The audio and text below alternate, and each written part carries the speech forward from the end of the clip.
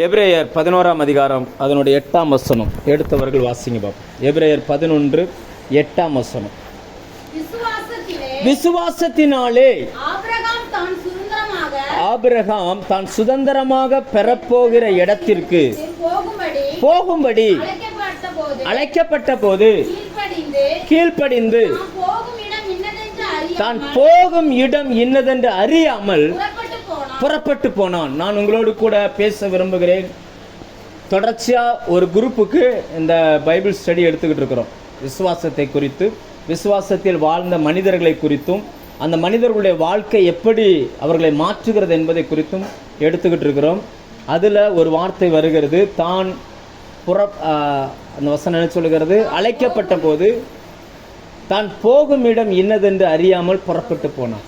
அதுக்கு முன்னாடி ஒரு வசனம் சொல்லுகிறது, அழைக்கப்பட்ட போது கீழ்ப்படிந்து போகும் இடம் என்னதென்று அறியாமல் புறப்பட்டு போனான். தேவன் இன்றைக்கு விரும்புகிற சூழ்நிலை எதை விரும்புகிறார் அப்படின்னா, கீழ்ப்படிதலை விரும்புகிறார். எதை விரும்புகிறார்? கீழ்ப்படிதலை விரும்புகிறார். கீழ்ப்படிதல் இல்லாமல் தேவனுக்கு பிரியமாய் வாழ முடியாது. 1 சாமுவேல் 15:23 சொல்லுகிறது, அது தேவனுக்கு செவி கொடுப்பதை பார்க்கிலும் சர்வாங்க தகன பலிகளை தேவன் பெருசாக எதிர்பார்க்கறது இல்லையா? கீழ்ப்படிதலை ஆண்டவர் ரொம்ப விரும்புகிறார். அந்த வசனம் வாசிங்க. 1 சாமுவேல் 15:23. சவுலை குறித்து, சவுலை பார்த்து சாமுவேல் சொல்லுகிற வார்த்தை இது. இரக்கம் பண்ணுதல், பில்லி சூனியம், இல்ல 22 1 சாமுவேல் 15:22. அதற்கு சாமுவேல் கர்த்தருடைய சத்தத்துக்கு கீழ்ப்படுகிறதை பார்க்கிலும் சர்வாங்க தகன பலிகளும் கர்த்தருக்கு பிரியமாய் இருக்குமோ? பலிகளை பார்க்கிலும் கீழ்ப்படிதலும், ஆட்டுக்கடாக்களை நினைத்தை பார்க்கிலும். இப்ப வேதம் சொல்லுகிறது, ஆபிரகாமை கர்த்தர் அழைத்த உடனே கீழ்ப்படிந்தான். முதல்ல என்ன பண்ணாரா? விசுவாசம் ஒரு மனுஷனுடைய சூழ்நிலையை மாற்றும். இன்னைக்கு நீங்களும் நானும், நமக்கு பேரே விசுவாசி. நமக்கு பேர் என்னது? விசுவாசத்தினால் உலகங்களை ஜெயித்தார்கள். விசுவாசத்தை ஆண்டவர் நம்முடைய கரத்தில் கொடுத்திருக்கிறார். அந்த விசுவாசத்தை வச்சுதான் உங்க வாழ்க்கையை உங்களால் அமைத்து கொள்ள முடியும். உங்ககிட்ட எவ்வளவு விசுவாசம் இருக்குதோ அதற்கு தகுந்தாற்போல் உங்கள் சூழ்நிலைகளை மாற்ற முடியும். இங்கே ஒரு மனுஷனை குறித்து நாம் பார்க்கிறோம். ஆபிரகாம் என்கிற மனுஷன் அழைக்கப்பட்ட பொழுது கீழ்ப்படிந்தான். ஆண்டவர் சொன்னாராம், அவர் அழைக்கப்பட்டது கானானுக்கு. எதுக்கு அழைக்கப்பட்டார்? வசனம் சொல்கிறது, சுதந்திரமாய் பெறப்போகிற இடம். அப்படிதானே? எபிரேயர் 8:11 சொல்லுகிறது, தான் சுதந்திரமாக பெறப்போகிற இடத்திற்கு அழைக்கப்பட்ட போது கீழ்ப்படிந்து. அப்ப தேவன் அழைக்கப்பட்டவர்களுக்கு சுதந்திரமான ஒரு இடத்தை வைத்திருக்கிறார். சுதந்திரம்னா என்ன தெரியுமா? இப்படி சொல்லுவாங்க, நீதிமொழிகள் 19ஆம் அதிகாரத்தில் நினைக்கிறேன், அதுல 22ஆம் வசனமோ இப்படி வரும், வீடும் ஆஸ்தியும் பிதாக்கள் வைக்கிற சுதந்திரம், புத்தியுள்ள மனைவியோ கர்த்தர் அருளும். வீடும் ஆஸ்தியும் பிள்ளைகளுக்கு அப்பா அம்மா சேர்த்து வைக்கிறாங்க. அதைத்தான் வேதம் சுதந்திரம்னு சொல்லுகிறது. அந்த சுதந்திரத்துக்கு நாம கஷ்டப்பட வேண்டியதில்லை, நாம ரத்தம் சிந்த வேண்டியதில்லை. அப்ப தேவன் ஆபிரகாமுக்கு ஒரு சுதந்திரத்தை வைத்திருந்தார். சுதந்திரமாய் ஒரு தேசத்தை வைத்திருந்தார். அந்த தேசத்திற்காக அவர் அழைத்தார். இன்னைக்கு உட்கார்ந்துருக்கிற நமக்கும் நம்ம மேலேயும் ஆண்டவர் ஒரு அழைப்பை வைத்திருக்கிறார். ரைட்டா? நீங்கள் நினைக்கலாம் அழைப்பா அப்படின்னா, அழைப்பை வச்சிருக்கிறார். நீங்கள் நம்புறீங்களோ நம்பலையோ, நம்ம மேலே ஒரு அழைப்பை கர்த்தர் வச்சிருக்கிறார். நீங்கள் ரோமர் 8ஆம் அதிகாரம் 29-30 இந்த வசனத்தை வாசித்தால், தேவன் எவர்களை முன்னறிந்தார்களோ அவர்களை அழைத்தும் இருக்கிறார், எவர்களை அழைத்தாரோ அவர்களை நீதிமான்கள் ஆக்கியிருக்கிறார், எவர்களை நீதிமான்கள் ஆக்கினாரோ அவர்களை மகிமைப்படுத்தியும் இருக்கிறார். நீங்களும் நானும் இன்றைக்கு நீதிமானாய் பூமியில் வாழ்கிறோமா? நீங்க நீதிமானா இல்லையா? என்ன ஒரு மாதிரியா பாக்குறீங்க? நீங்க நீதிமானா இல்லையா? இல்லையோ? இல்ல, நீங்க நீதிமானா இல்லையா? அதை சொல்லுங்க ஃபர்ஸ்ட். ஆமா, நீங்க நம்பினாலும் நம்பாட்டாலும் பைபிள் சொல்லுது, இயேசுவின் ரத்தத்தால் கழுவப்பட்டவர்கள் அத்தனை பேரும் நீதிமான்கள் தான். நீங்க இயேசுவின் ரத்தத்தால் கழுவப்பட்டிருக்கீங்களா? அப்ப நீங்க நீதிமான்கள் தான். ஒருவேளை நம்மகிட்ட நிறைய குறைகள் இருக்கலாம், குற்றங்கள் இருக்கலாம், பாவங்கள் இருக்கலாம். நீங்க பைபிளை படிச்சு பாருங்க. உயிர்த்தெழுந்த இயேசு யாருக்கு முதலாவது காட்சி கொடுத்தார்? யார் ஃபர்ஸ்ட் பார்த்தது? யார்? உயிர்த்தெழுந்த இயேசுவை முதல்ல பார்த்தது யாரு? மதகலேனா மரியா. அந்த மரியாள் தான் யோவான் 8ஆம் அதிகாரத்தில் வரக்கூடிய அந்த பெண். ஊர் நடுவே கையும் மெய்யுமாய் விபச்சாரத்தில் கண்டுபிடிக்கப்பட்ட பெண். யோவான் 8ஆம் அதிகாரத்தில் அப்படி ஒரு சம்பவம் வருது. ஒரு பெண்ணை பிடிச்சி இழுத்துட்டு வர்றாங்க. அந்த பெண்ணுடைய பேர் எழுதப்படலை. ஆனால் அந்த பெண்ணு தான் மதகலேனா மரியாள் அப்படின்றாங்க. ரொம்ப அழகான பெண். அந்த பெண்ணுக்குள்ளேருந்து 7 பிசாசு இருந்துச்சான். 7 பிசாசை கர்த்தர் துரத்தி இருந்தார். ஒத்த பிசாசு இருந்தாலே மனுஷனால் தாங்க முடியாது. 7 பிசாசு இருந்ததுன்னா எப்படி இருக்கும்? விபச்சாரம் வேசித்தனம்லாம் ஒரு பிசாசுடைய கிரியை. அது ஒரு மனுஷனுக்குள்ளே போச்சுன்னா அது செய்ய வைக்கும். அப்படி 7 பிசாசு இருந்திருக்கு. கையும் மெய்யும் அந்த பெண்ணை கொண்டு வந்து நிப்பாட்டாங்க. ஊர் நடுவை கொண்டு நிப்பாட்டாங்க. எல்லாரும் கல் எடுத்தாங்க. எல்லாரும் நாங்கள் நீதியாக செய்கிறோன்னு செஞ்சாங்க. ஆனால் இயேசு மட்டும் சொன்னார், பாவம் செய்யாதவன் கல்லெறி ஃபஸ்ட்டு அப்படின்னா. உங்களில் பாவம் செய்யாதவன் மேலே கல்லெறி அப்படின்னா. ஒருவன் கூட இல்லை. ஆண்டவரே சொன்ன, நானும் உன்னை பாவியாக தீர்க்கிறதில்ல, போ இனி பாவம் செய்யாத அப்படின்னு. தேவன் நம்மை நீதிமானாய் பார்க்கிறார். உலகம் அந்த பெண்ணை பார்த்த பார்வை வேற, கர்த்தர் அந்த பெண்ணை பார்த்த பார்வை வேற. அந்த பெண் தான் மதகலேனா மரியாள். எதுக்காக இதை சொல்கிறேன் அப்படின்னா, நீங்களும் நானும் நீதிமான். நம்ம சுபாவத்தை வச்சு நான் இன்னும் பாவின்ற மனநிலையில் இருக்காதீங்க. கர்த்தர் என்ன நீதிமானாக மாற்றிருக்கிறாருன்ற அந்த மனநிலைக்கு வாங்க. அந்த சிந்தனை உங்களுக்குள்ளே வர வர வர பழைய பாவ சுபாவம் கொஞ்சம் கொஞ்சமாக வெளியில் போயிடும். ரைட்டா? கொஞ்சம் கொஞ்சமாக என்ன செஞ்சிடும்? என்ன பார்க்குறீங்க? அப்படி இல்லையோ? அப்படி தானே? அப்படி மாறிடும், கொஞ்சம் கொஞ்சமாக மாறிடும். ரைட்டா? நீங்கள் அந்த நிலையில் எப்போவுமே இருக்கணும். நான் பாவின்னு யோசிக்காதீங்க. அவர் என்னை நீதிமானாக இருக்கார். நான் பாவிதான்யா, ஆனால் அவருடைய ரத்தம் என்னை நீதிமானாய் மாற்றி இருக்கு. நான் பாவியாக இருக்கும் போதே எனக்காக தன் உயிரை கொடுத்தார்னா, இப்போ நான் அவரால் நீதிமானாக பார்க்கப்படுகிறேன். எனக்காக எந்த எல்லைக்கும் போய் அவர் வேலை செய்வார். அந்த எண்ணம் நமக்குள்ளே எப்போவுமே இருக்கணும். சரி, நம்ம பிரசங்கத்துக்கு வருவோம். வேதம் சொல்லுகிறது, அவர் கீழ்ப்படிந்தான், விசுவாசத்தினாலே கீழ்ப்படிந்தான். விசுவாசமும் கீழ்ப்படிதலும் இரட்டை பிள்ளைகள். ரெண்டும் ஒரே மாதிரி தான். ஒரு பைபிள் எங்கெல்லாம் பாருங்க, எங்கெல்லாம் விசுவாசம் வருதோ அங்கெல்லாம் கீழ்ப்படிதல் வரும். கீழ்ப்படிதல் இல்லாமல் நான் விசுவாசிக்கிறேன் என்று உங்களால் சொல்ல முடியாது. அதே போல கீழ்ப்படியாமையும் விசுவாசமும் ஒரே மாதிரி வரும். எங்க கீழ்ப்படியாமை இருக்குதோ அங்க அவிசுவாசமும் இருக்கும். ஒரு எக்ஸாம்பிளுக்கு ஒரு வசனம் வாசிப்போமே. எபிரேயர் 13ஆம் அதிகாரம், எபிரேயர் 3ஆம் அதிகாரம் எடுங்க. 18-19 வசனத்தை வாசிங்க. எபிரேயர் 3ஆம் அதிகாரம் 18-19. பின்னும் என்னுடைய இளைப்பாறுதலில் அவர்கள் பிரவேசிப்பதில்லை என்று அவர் யாரை குறித்து ஆணையிட்டார்? வருது பாருங்க, கீழ்ப்படியாதவர்களை குறித்து அல்லவா. அடுத்த வசனம், ஆதலால் அடுத்த வசனம் வந்துருச்சா? அவிசுவாசத்தினாலே அவர்கள் அதில் கீழ்ப்படியாமல் போனார்கள் என்று பார்க்கிறோமே. அப்ப கீழ்ப்படியாம வந்துச்சுன்னா விசுவாசம் இல்லாம என்ன செஞ்சிடும்? அவிசுவாசம் வந்துடும். சிலர் சொல்லுவாங்க, எனக்கு விசுவாசம் இருக்குது ஆனா இந்த விஷயத்துல கீழ்ப்படிய முடியல அப்படிம்பாங்க. அப்படின்னா உண்மை இல்லை, அது உண்மையே கிடையாது. தங்களை தாங்களே ஏமாத்திக்கிறாங்க. சத்தியத்தை நன்றாய் அறிந்து கொள்ளுங்கள். ஆண்டவர் சொன்னார், சத்தியத்தை அறிவீர்கள், சத்தியம் உங்களை. நீங்க கரெக்டா புரிஞ்சுக்கிடணும். ஆண்டவர் ஒரு ஃபார்முலா கொடுத்துருக்காரு. இந்த ஃபார்முலாவில் போனாதான் உங்க லைஃப் மாறும். அப்போ இந்த ஃபார்முலா என்ன சொல்லுது அப்படின்னா, விசுவாசிச்சா கீழ்ப்படி. விசுவாசிச்சா என்ன செஞ்சிரு? விசுவாசம் இல்லாமல் தேவனுக்கு பிரியமாயிருப்பது கூடாத காரியம். அந்த பெண் கையும் மெய்யுமாய் பிடிக்கப்பட்ட அந்த பெண் அன்று இரவோடு மனம் திரும்புகிறாள். இயேசுவை பின்பற்ற ஆரம்பிக்கிறாள். அதன் பிறகு அவள் அந்த பழைய வாழ்க்கைக்கு திரும்பி போகவே இல்லை. கடைசி வரைக்கும் இயேசுவின் சீசர்களாக அந்த பெண் வாழ்ந்து முடித்தார். எதுக்காக சொல்ல? விசுவாசிச்சா கீழ்ப்படி. முதல்ல கீழ்ப்படிய பழகு. கீழ்ப்படிதல் இல்லாமல் உங்களால் அடுத்த கட்டத்துக்கு போக முடியாது. இப்போ நான் விசுவாசிக்கிறேன்னு சொல்கிறோம்.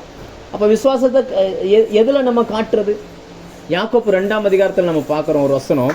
யாக்கோப்பு 2ஆம் அதிகாரம் எடுங்க.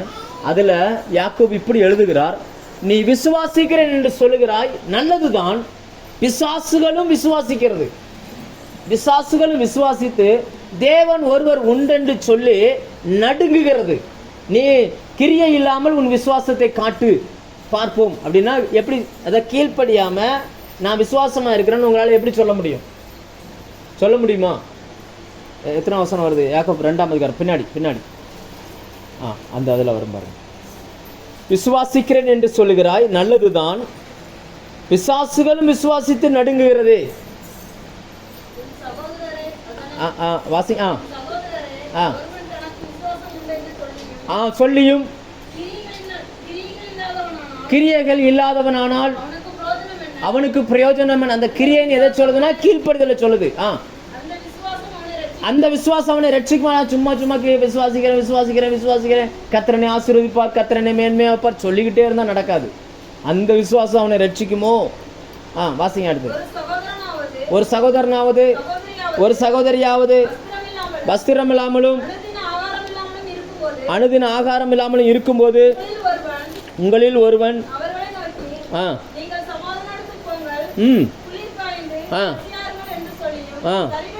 சரீரத்துக்கு வேண்டியவர்களை கொடாவிட்டால் பிரயோஜனம் என்ன? தன்னிலே தானே செத்ததா இருக்கும். எனக்கு கிரியைகளும் உண்டு, விசுவாசத்தை காண்பி.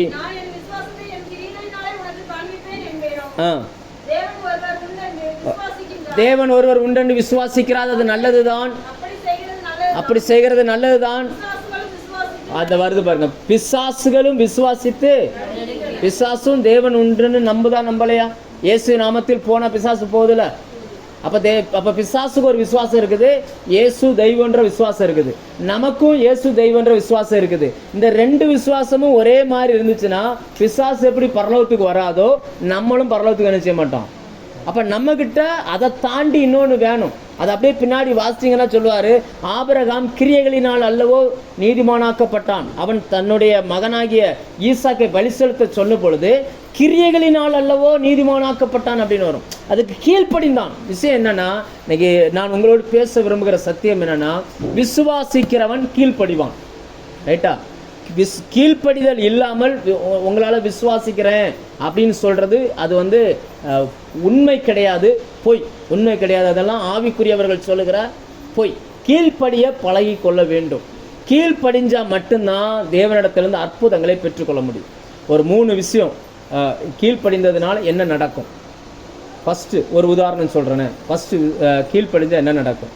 யோவான் 2ஆம் அதிகாரம் எடுங்க. ஒரு திருமண வீடு. அந்த திருமண வீட்டில் தேவை திராட்சை ரசம். தேவை என்னது? ஆமா. ஆனா அந்த நாட்களில் இயேசு எந்த அற்புதமும் செய்யவில்லை. அப்போ இருந்தவங்களுக்கு திராட்சை ரசம் குறைஞ்சு போச்சு.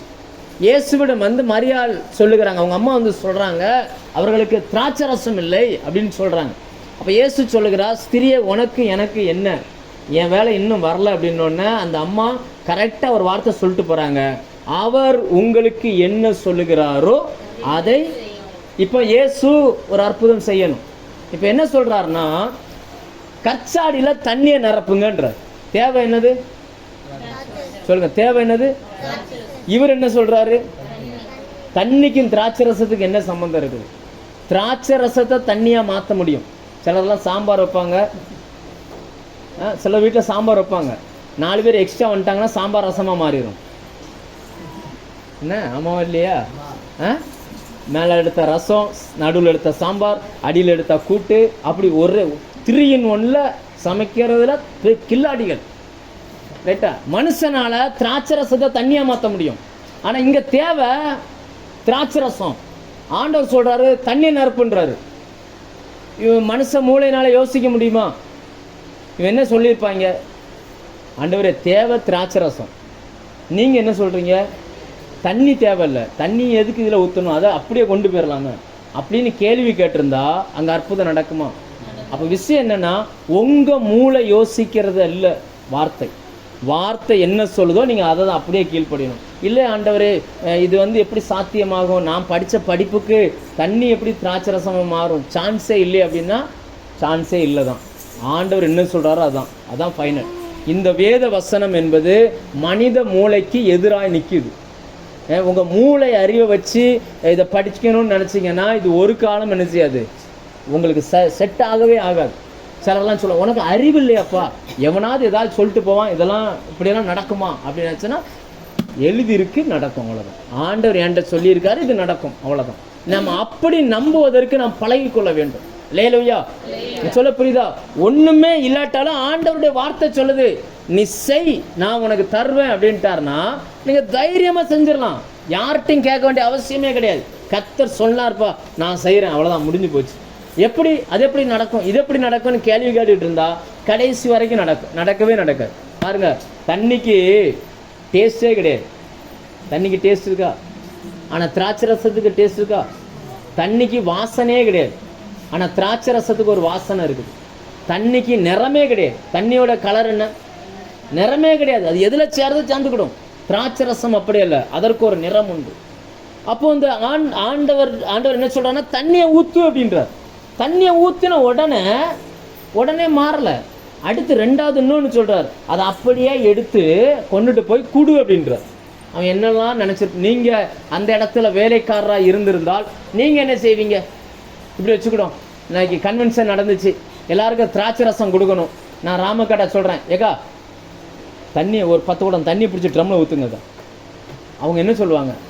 திராட்சை ரசம் கேட்குறாங்க அவங்க. இப்போ நம்ம திராட்சை ரசம் சாப்பிட மாட்டோம்ல, சாம்பார் கொடுக்கணும். சாம்பார் இல்லை, நான் சொல்கிறேன் தண்ணியை ஊற்றுங்க. போல தண்ணி ஊற்றுனா எப்படி சாம்பாராக மாறும்? தண்ணி ஊற்றுங்கக்கா. அப்புறம் சொன்னால் இந்த மனுஷனுக்கு கேட்கவே மாட்டாங்க அப்படின்ட்டு முறுமுறுத்துட்டே கொண்டு போய் என்ன செஞ்சுருவாங்க? தண்ணி ஊற்றிடுவாங்க. அடுத்து இதை அப்படியே எடுத்துகிட்டு போய் சாப்பிட்றான்ல, அவன் தட்டில் ஊற்றுங்க அப்படின்னு என்ன சொல்லுவாங்க? தண்ணியவாது ஊற்றிடலாம், இதை கொண்டு போய் திரும்ப கொடுக்க முடியுமா? அவன் தலையை சொரிஞ்சிருப்பான்ல. தேவை திராட்சை ரசம், தண்ணியை கொண்டு போய் சொன்னால் அவன் டம்ளரை கொண்டே என்னை அடிப்பானே. இந்த மனுஷன் சொன்னால் கேட்க யோசிப்பானா? யோசிக்க மாட்டாங்க. ஆனால் அவர்கள் யோசிக்கல. அந்த வசனத்தை வாசிங்க. இப்பொழுது தண்ணீரை மொண்டு கொண்டு போய் பந்தி விசாரிப்பு காரணத்தில் அவர்கள் கொண்டு போனார்கள். மெயின் மேட்டர் என்னன்னா, கொண்டு போங்கள் என்றார். அவர்கள் என்ன செஞ்சாங்க? ஒரு கேள்வி கேட்கல பாருங்க, ஒரு கேள்வி கேட்கல, அப்படியே கொண்டு போனார்கள். வசனம் சொல்லுகிறது, அந்த திராட்சை ரசம் எங்கே இருந்து வந்ததென்று தண்ணீரை மொண்ட வேலைக்காரருக்கு தெரிந்ததே அன்றி பந்தி விசாரிப்புக்காரனுக்கு தெரியாது. ஏன்னா இங்க பாருங்க, தேவன் சொல்லுகிற வார்த்தைய எவன் கீழ்ப்படுகிறானோ அவனுக்கு மட்டும்தான் தெரியும் இது எங்க இருந்து இந்த அற்புதம் நடக்கு அப்படின்னு சொல்லி. மற்ற ஆளுக்கு என்ன செய்யாது? தெரியாது. மற்ற ஆளுக்கு தெரியாது. இது எப்படிப்பா நடக்கும்? அவனுக்கு அது தெரியாது. எந்த மனுஷன் வார்த்தைக்கு கீழ்ப்படுகிறானோ அவன் வாழ்க்கையில் அற்புதம் நடக்கும். கீழ்ப்படிந்தால் அற்புதம் நடக்கும். கீழ்ப்படிந்தால் தேவைகள் சந்திக்கப்படும். கீழ்ப்படிந்தால் மனிதர்களுக்கு முன்னாடி உங்க தலை குனியாது. ரைட்டா? கல்யாண வீட்டில் சாப்பாடு இல்லைன்னா எப்படி இருக்கும்? ஆனால் ஆண்டவர் அன்னைக்கு அதை திராட்சை ரசம்ன்றது அன்னைக்கு அவங்கள ரொம்ப உயர்வாய் கருதப்பட்ட ஒன்று. ஆண்டவர் அதை செஞ்சு அந்த முதலாம் அற்புதத்தை செய்தார். அப்போ அந்த திருமண வீட்டில் குறைவுகள் நிறைவானது. இன்னைக்கு நம்ம நிறைய குறைவுகளோடு கூட இருக்கலாம். உங்கள் வாழ்க்கையில் இருக்கிற குறைவு மாறணுமா? அவர் உங்களுக்கு என்ன சொல்கிறார்? யார் என்ன சொன்னாலும் கேட்காதீங்க, பைபிளை படிங்க. அவர் உங்களுக்கு என்ன சொல்கிறாரோ நீங்கள் அதை அப்படியே என்ன பண்ணிடுங்க, சொல்லுங்க, அப்படியே செய்யுங்க. யார் என்ன சொன்னாலும் என்ன செய்யாதீங்க, உங்கள் மண்டைகளை ஏற்றாதீங்க. ஒருவேளை இது சொல்கிறது நம்புவதற்கு ஏதுவில்லாது இருக்கும். இதெல்லாம் செஞ்சால் நடக்குமா அப்படின்னு கூட நமக்கு தோணும். ஆனால் ஆண்டவர் சொன்னார்னா என்ன செஞ்சிருங்க, அவ்வளோதான். கர்த்தர் சொன்னார், நான் செய்கிறேன். இதில் மாற்றுக்கிறதே கிடையாது. தைரியமாக செய்யுங்க. தேவன் அதை வாய்க்க பண்ணுவார். ஏன்னா சொன்னவர் சொன்ன சொல் மாறாதவர். மனுஷன் கிடையாது. மனுஷன்தான் மாற்றி மாற்றி பேசுவான். ரெண்டாவது, கீழ்ப்படிஞ்சா என்ன நடக்கும்? லூக்கா 5ஆம் அதிகாரம் எடுங்க. அங்கே ஒரு சம்பவம் நடக்குது. அவர்கள் ராத்திரி முழுவதும் வலைய போட்டு ஒன்றும் கிடைக்காம 5ஆம் வசனம் லூக்கா 5:5 வாசிங்க. அதற்கு சீமோன், ஐயரே, ராம் முழுவதும் நாங்கள் பிரயாசப்பட்டு ஒன்றும் அகப்படவில்லை, ஆகிலும் உம்முடைய வார்த்தையின்படியே. நல்ல கவனிங்க, 4ஆம் வசனம் வாசிங்க. இயேசு பிரசங்கம் பண்ணி முடிச்சிட்டாரு. சீமோனை நோக்கி ஆழத்திலே தள்ளி கொண்டு போய் மீன் பிடிக்கும்படி வலைகளை போடுங்கள். பன்மையில இருக்கா ஒருமையில இருக்கா? ஒருமை பன்மை தெரியுமா? பன்மையில இருக்கு. வலைகளை போடுங்கள். பேதுரு என்ன தெரியுமா சொல்றாரு? ஆண்டவரே, ராத்திரியெல்லாம் நான் கஷ்டப்பட்டேன், சான்ஸே இல்லை. ஆனாலும் நீங்கள் சொல்கிறீங்க, நான் போய் எல்லா வலையும் போடலை, வலையை போடுறேன், ஒன்றை போட்டு பார்க்குறேன், கிடைச்சா பார்ப்போம். ரைட்டா? அவருக்கு ஒரு பக்கத்தில் அது நம்ப முடியாததாக இருந்தாலும் இவர் பேசுகிற பேச்சை கேட்டார் பார்த்தீங்களா? இப்போ அவருக்குள்ள ஒரு நம்பிக்கை வருது. ஏன்னா பேதுருக்கு தெரியும், பகலில் மீன் பிடிக்க ஏதாவது வாய்ப்பே இல்லை, இது நடக்காது, இனி சான்ஸே இல்லைன்னு நீங்கள் நினைக்கிறீங்கல்ல நிறைய காரியங்களை, அதை எல்லாமே உங்கள் கீழ்ப்படிதல்னால் மறுபடியும் சரிப்படுத்த முடியும். நீங்கள் கீழ்ப்படிஞ்சிங்கன்னா எதெல்லாம் நடக்காதுன்னு நீங்கள் தீர்மானிக்கிறீங்களோ அவைகளை நடப்பிப்பதற்கு தேவன் போதுமானவராக இருக்கிறார். லேலூயா. நீங்கள் எதெல்லாம் நடக்காது, மனுஷன் மூளை சொல்லுது பகலில் அந்த கடலில் மீன் பிடிக்கவே முடியாது. இப்பவும் இஸ்ரவேலுக்கு போகிறவங்ககிட்ட கேட்டு பாருங்க, இப்பவும் அந்த கடல் எப்படி இருக்கும்னு பார்த்தீங்கன்னா பளிங்கு போல இருக்குமா. பகலில் போனாச்சுன்னா வலையை போட்டால் மீனெல்லாம் ஓடிடும், ஒரு மீன் வராது.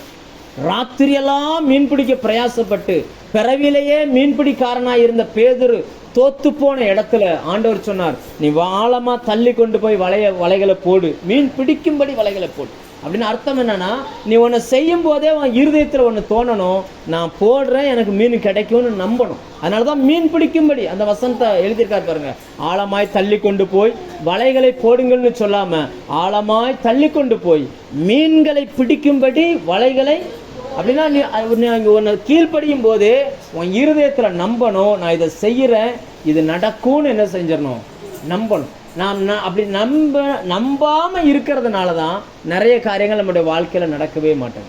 எது வேணாலும் இருக்கட்டும், உங்கள் பார்வையில் இதெல்லாம் ஃபெயிலியர்னு நீங்கள் வச்சுருப்பீங்க இல்லையா, அந்த ஃபெயிலியர் எல்லாம் சக்ஸஸாக மாற்றணும்னா ஒன்றே ஒன்று தான், அவர் சொற்படி கேளுங்க, சக்ஸஸாக மாறும்.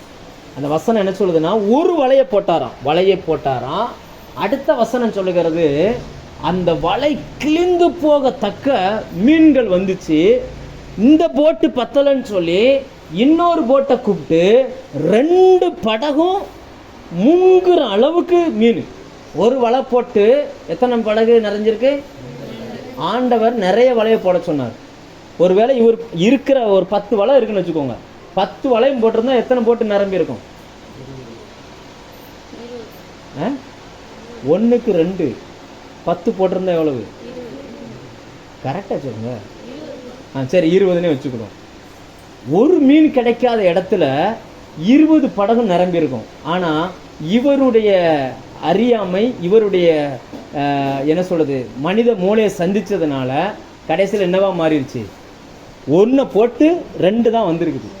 20 படகு வர வேண்டிய இடத்துல பேதுரு கேள்வி கேட்டு சந்தேகத்தில் போட்டதில் எவ்வளோ தான் வந்துச்சு?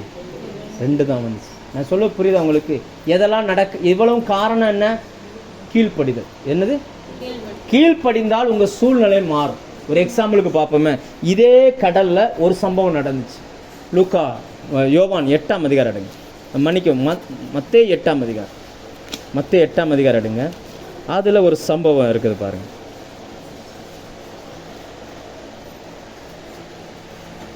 இருபத்தி 26. அப்பொழுது படவு அமிழத்தக்கதாக ஒரு இதே கடல்ல அவங்க டிராவல் பண்றாங்க. படகு அலைகளினால் மூடப்படத்தக்கதாக கடலில் பெருங்காற்று உண்டாயிற்று. இயேசுவோ நித்திரையா இருந்தார். அப்பொழுது அவருடைய சீசர்கள் வந்து அவரை எழுப்பி, ஆண்டவரே எங்களை ரட்சியும், மடிந்து போகிறோம் என்றார்கள். அதற்கு அவர், அற்ப விசுவாசிகளே ஏன் பயப்படுகிறீர்கள் என்று சொல்லி எழுந்து காற்றையும் கடலையும் அதட்டினார். உடனே மிகுந்த அமைதல் உண்டாயிற்று. அடுத்த வசனம், அந்த மனுஷர்கள், முக்கியமான வசனம், ஆச்சரியப்பட்டு இவர் எப்படிப்பட்டவரோ, காற்றும் கடலும் இவருக்கு கீழ்ப்படுகிறதே என்றார்கள். யோசிச்சு பாருங்க, ஒரே படகுல போறாங்க, படகுல திடீர்னு காற்று வருது, கடல் அலை வருது இல்லையா? நம்ம வாழ்க்கையிலும் சில நேரம் காற்றும் கடல் அலையும் வருதுல்ல, என்ன வரலையோ? உங்க வாழ்க்கை என்கிற படகுல மூழ்க பண்றதுக்கு காற்றும் கடல் அலையும் எழும்பி வந்தாலும் அதை அமர்த்தக்கூடிய தன்மை யாருக்கு இருக்குன்னா, கீழ்ப்படுகிற மனுஷனுக்கு இருக்குது. இயேசுவுக்கு அந்த வார்த்தை இருந்துச்சு. இயேசு எந்திரிச்சார், காற்றையும் கடலையும் பார்த்து அமைதலா இருனார். உடனே என்ன செஞ்சிருச்சு? இதே மாதிரி ஒரு சூழ்நிலை பழைய ஏற்பாடில் நடந்துச்சு. இதே மாதிரி ஒரு சூழ்நிலை. யோனா புக் எடுங்க, யோனா 1:4 வாசிங்க. யோனா புக்கில் ஒரு சம்பவம், இதே மாதிரி சூழ்நிலை.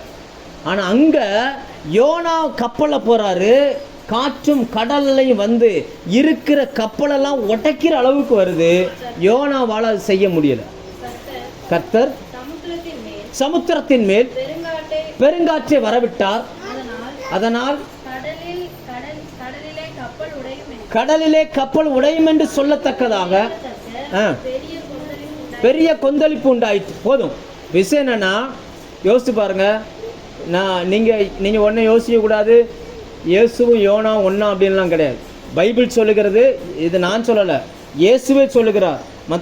மத்தேயு 12ஆம் அதிகாரம் எடுங்க.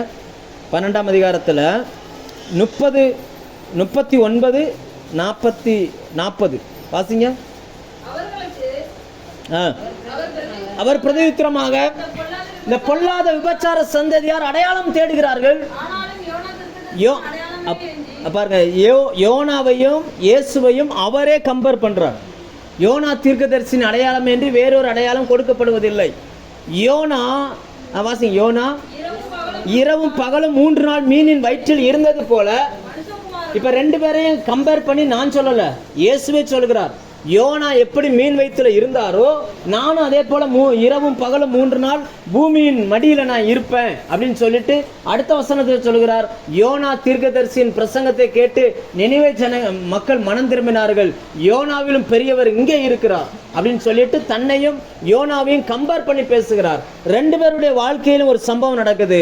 காற்று வருகிறது, கடல் அலை வருகிறது. இயேசுவால் காற்றையும் கடலையும் அதட்ட முடிகிறது, யோனாவால் அது செய்ய முடியவில்லை.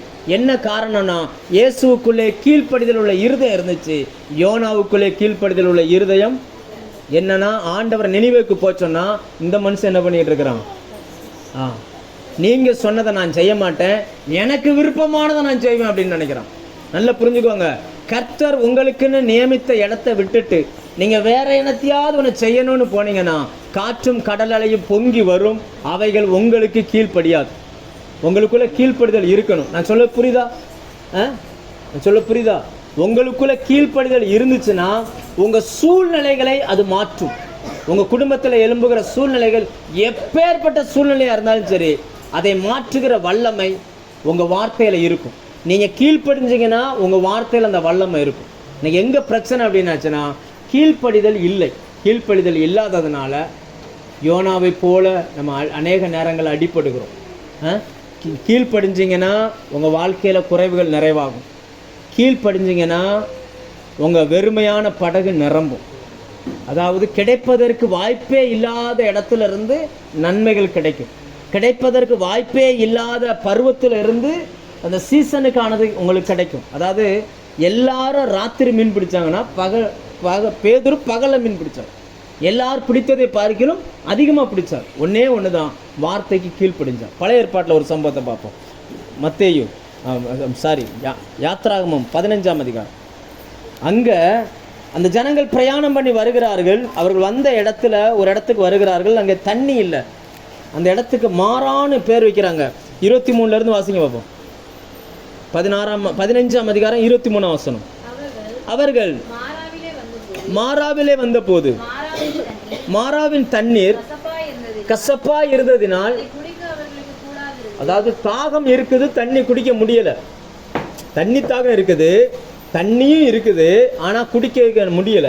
ஏன்னா அது கசப்பா இருக்குது. நிறைய நேரங்களில் நம்முடைய வாழ்க்கையில் சில கசப்பான அனுபவங்கள் வருகிறது. நம்மால் அதை அனுபவிக்க முடியலை, ஏற்றுக்கொள்ளவும் முடியலை. அந்த கசப்பு அவங்கள ரொம்ப காயப்படுத்துது. அடுத்து வாசிங்க. அதனால் அவ்விடத்துக்கு மாறா என்று பெயரிடப்பட்டது. ஜனங்கள் மோசேக்கு விரோதமாய் முறுமுறுத்து எண்ணத்தை குடிப்போம் என்றார்கள். மோசே கர்த்தரை நோக்கி கூப்பிட்டான். இப்ப ஆண்டவர் சொல்றாரு, ஒரு மரத்தை காண்பிக்கிறார். அந்த இடத்துல இருக்கக்கூடிய ஒரு மரத்தை காண்பித்து, அந்த மரத்தை வெட்டி தண்ணியில போட்டா தண்ணி இனிப்பா இருக்கும்னு சொல்றாரு. நீங்க யோசிங்க, இதெல்லாம் மனுஷ மூளையினால நம்ப முடியாது. நம்ம 3 பாயிண்ட் சொன்னேன். தண்ணி திராட்சரசமா மாறணும்னா ஆண்டவர் தண்ணியை தான் ஊற்ற சொன்னார். அப்போ தண்ணி எப்படி திராட்சரசமா மாறணும்னு கேள்வி கேட்டவன் எவனாவது அங்கே இருந்திருந்தா அன்னைக்கு திராட்சரசம் அவனுக்கு கிடைச்சிருக்காது.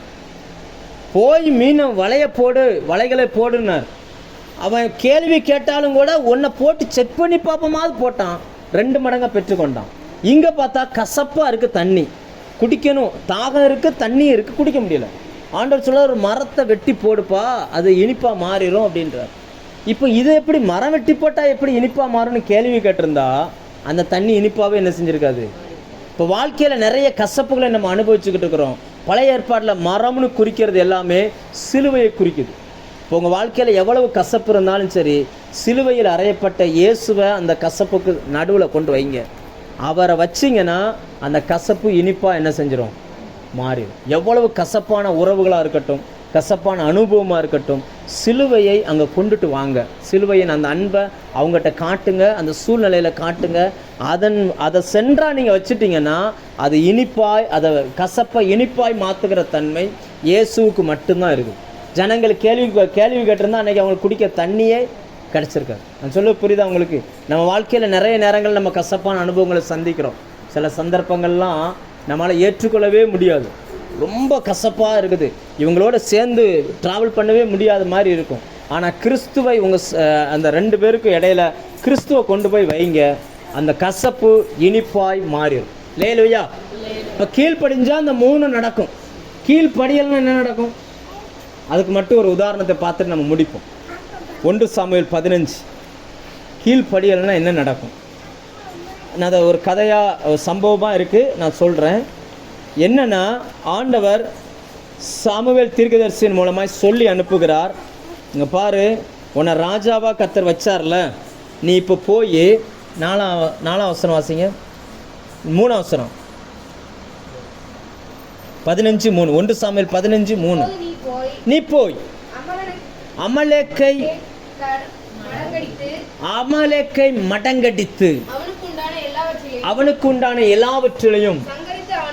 அமலேக்குனா மாம்ச இச்சைன்னு அர்த்தம்.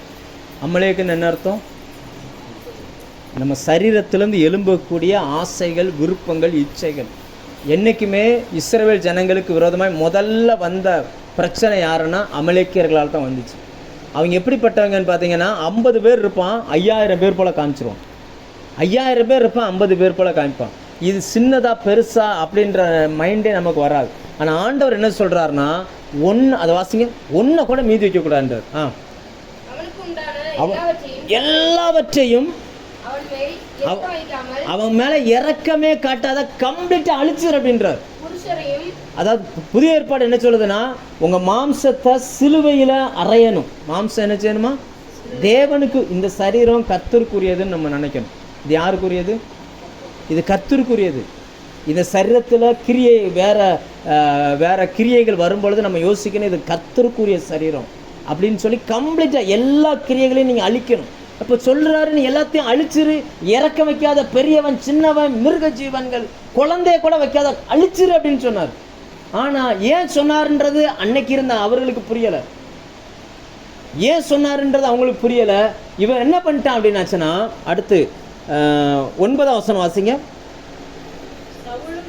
சவுலும் ஜனங்களும் அந்த ஆகாகுன்றது அமலேக்குடைய ராஜா, ஆடு மாடுகளின் முதல் தரமானவைகளையும் 2ஆம் தரமான ஆட்டுக்குட்டியையும் நலமான எல்லாவற்றையும் அழித்து போட மனதில். எல்லா மாம்சத்தின் கிரியை அழினா அழிச்சிடணும், அழிச்சு போட மனதில்லாமல். அடுத்து அற்பமானவைகளையும் உதவாதவைகளையும் சகல வஸ்துகளையும், அதாவது பாதி அழிக்கிறான், பாதி அழிக்காம விட்டுருதான். இவனுக்கு எதெல்லாம் பிடிச்சிருக்கோ அதெல்லாம் என்ன செஞ்சிருந்தான், அழிக்காம விட்டுருதான்.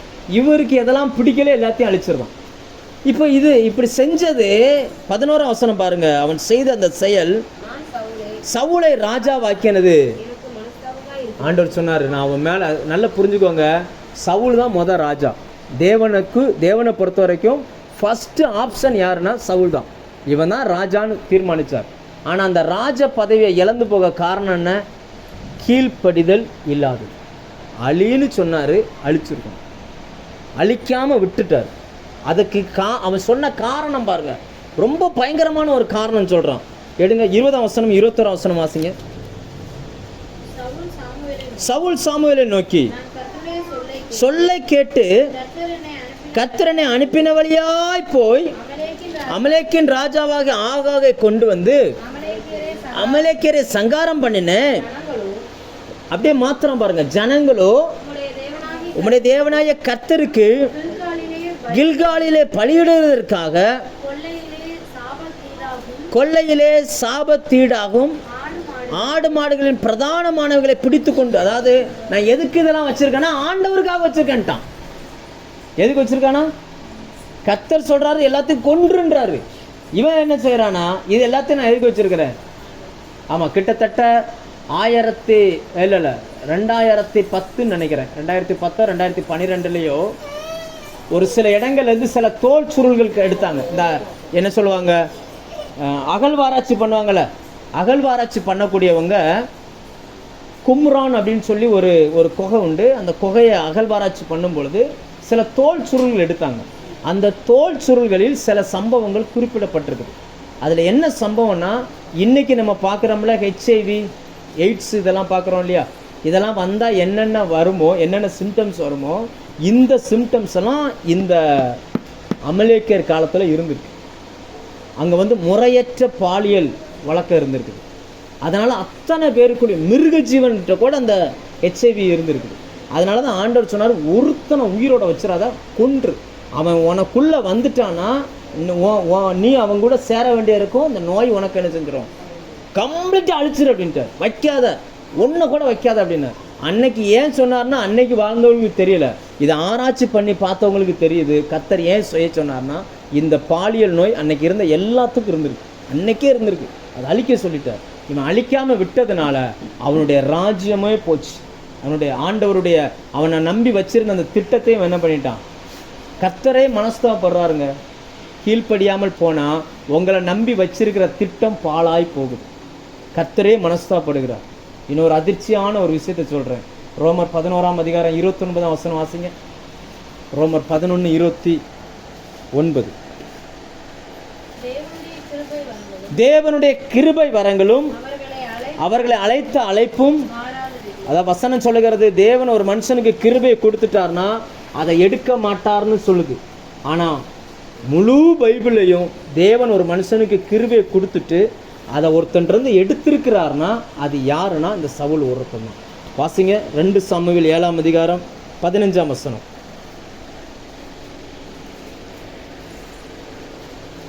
2 சாமுவேல் 7:15.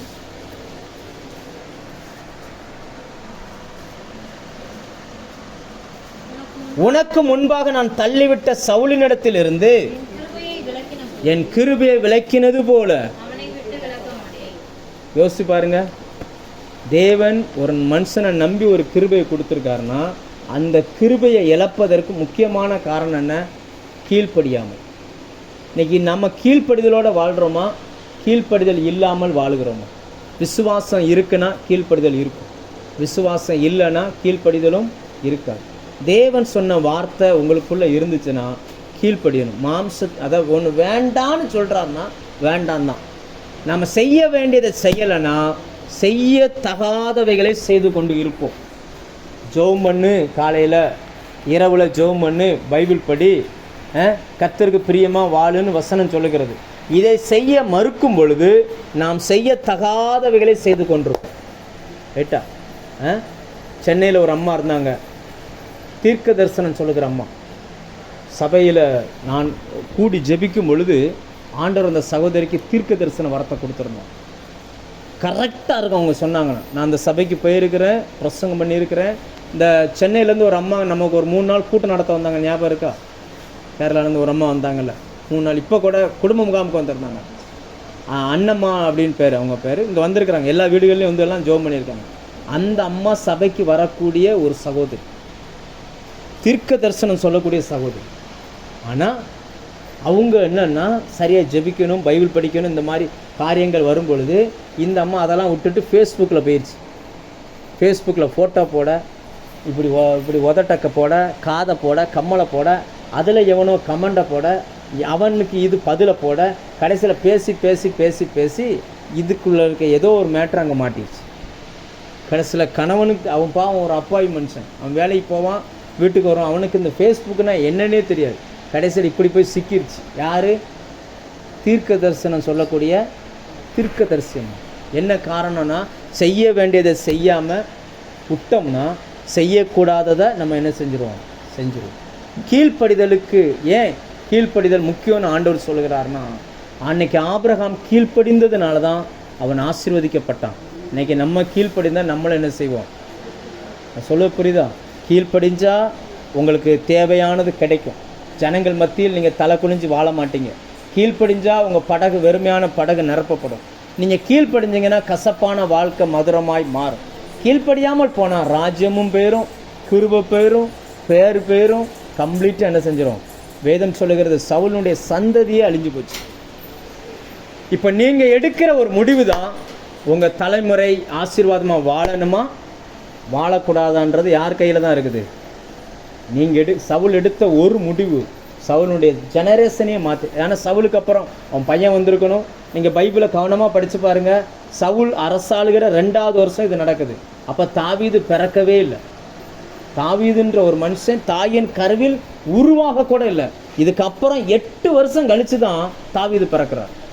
அப்போ தேவனுடைய மைண்டில் இருந்தது சவுல் மட்டும்தான். ஆனால் சவுலினுடைய அந்த கீழ்ப்படியாமை அவனுக்கு கிடைக்க வேண்டிய மேன்மையை வேற ஒரு ஆளுக்கு என்ன செஞ்சிருச்சு? கொண்டுட்டு போயிடுச்சு. இவன் கண் பார்க்க அவனும் செத்தான், அவன் பிள்ளையும் செத்துச்சு. எவ்வளோ மோசமான ஒரு அழிவு. ஸோ இந்த மாதிரியான காரியங்கள் நமக்கு வராது இருக்கும்படியாய் தேவனுடைய வார்த்தைக்கு திரும்புவோம். ஆண்டவர் என்ன சொல்லுகிறாரோ நாம் அப்படியே கேள்வி கேட்காமல் கீழ்ப்படிவோம். கர்த்தர் நம்மை ஆசீர்வதிப்பார். ஜெபம்